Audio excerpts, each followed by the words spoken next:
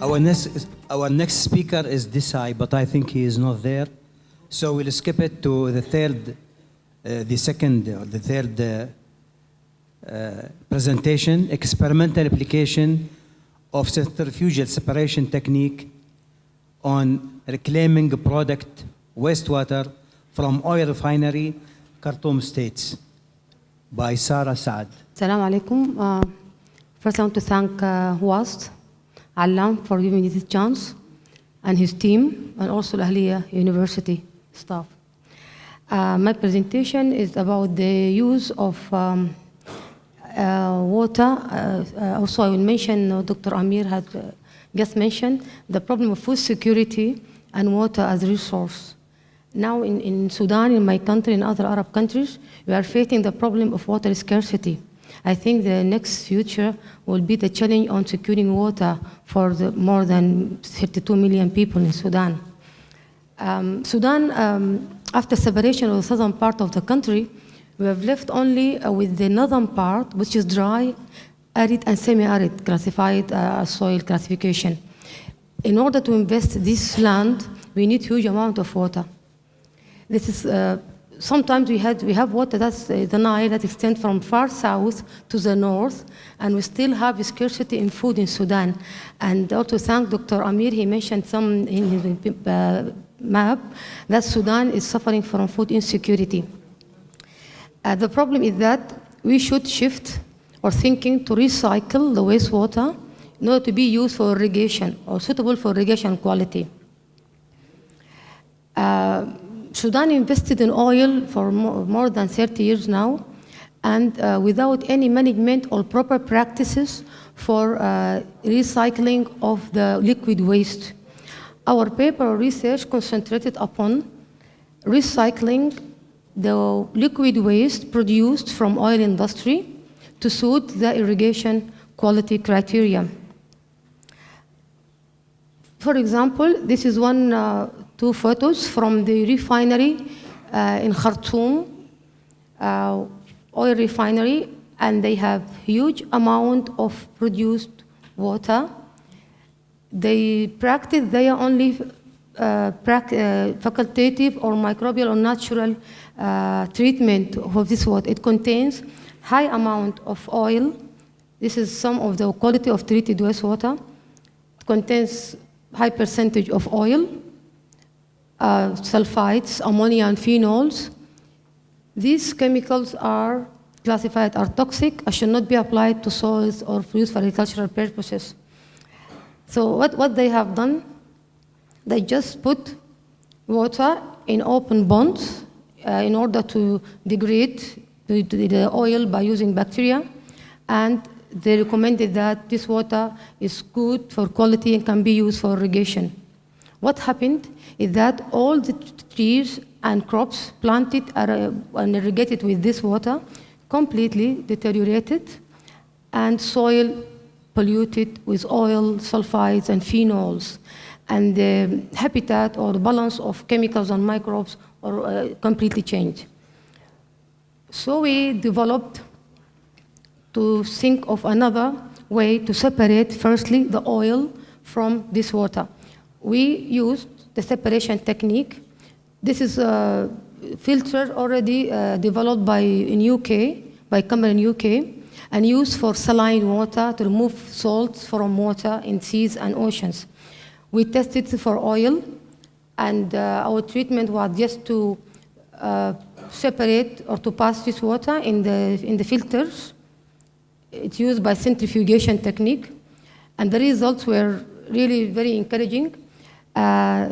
We cared about the total petroleum hydrocarbon, the most serious toxic pollutant in the soil, organic pollutant. And after we treat wastewater with this technique, oil were completely separated, up to 70%, as you've seen here, in the samples in different months. Up to more than 50% of oil was completely separated.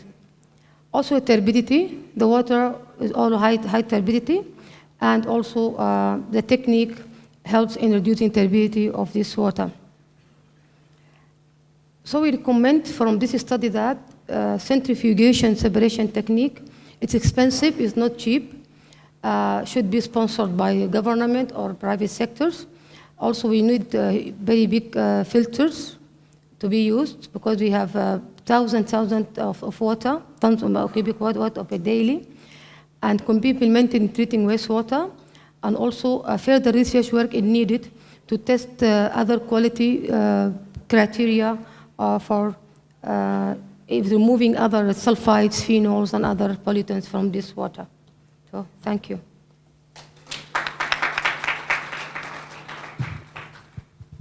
Thank you, Dr. Sarra, just in time. Okay. So, time for question now. Thank you, Dr. Sarra. I will ask a question on behalf of my colleagues in the Gulf region, actually, and probably in the other parts of the world. How come Sudan is regarded as one of the countries which might suffer, actually, or currently suffer from scarcity in food and water? Of course, both of us are from Sudan, and we know our country very well. We know that we have two Niles, river Niles, and one big Nile flowing to Egypt. And we have very fertile land, actually, land that has never been touched by agriculture at all. And the spaces are huge, actually. So how come, if all these factors are true and are genuine, Sudan is still suffering from lack of food and water? Thank you. Yes, a very good question. The last data from Sudan, yes, we have fertile soils, we have water across the country from far south to the far north. But we have this because in Sudan, if anybody comes from Sudan, I think in Muiz, in the UK, currently we import vegetables from Arab countries. Anybody from Saudi, I don't know. We import juice melon, okra, and tomato from Saudi Arabia. We import garlic from China. If anybody comes to Sudan, come and visit the public markets, the vegetable markets. We import everything. And why? This is a good question. Sudan government changed the policy to industry, oil industry. For the last 20 years, they just concentrated on oil industry and neglected agricultural practices. And now, we have left only with the northern part.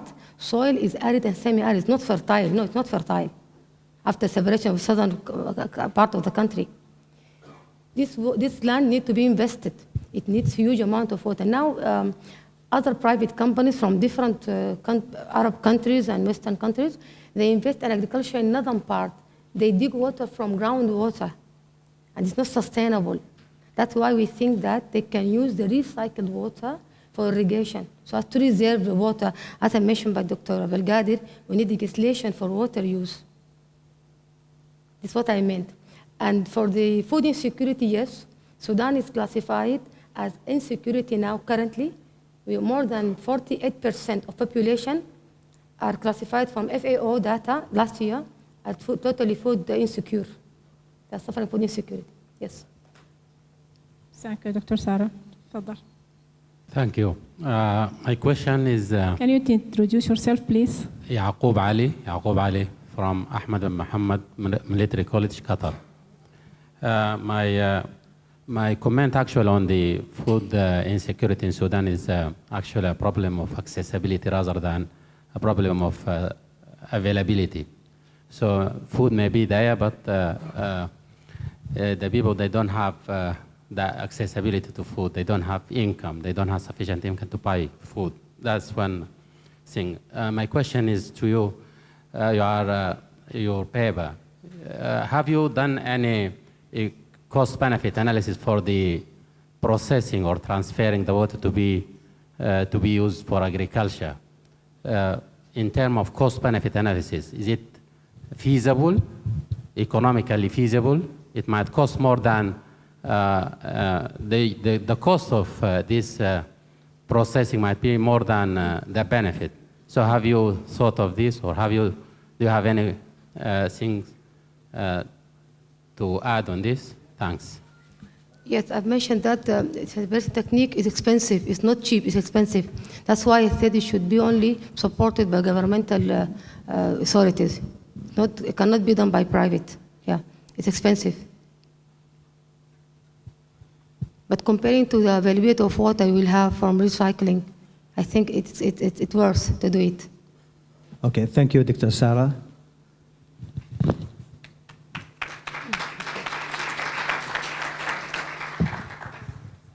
And now I would like to call Professor Abdullah Al-Hawaj, Professor Mansour Al-Ali, and Professor Alam to present a token of appreciation for our keynote speaker, Dr. Sarra A M Saad.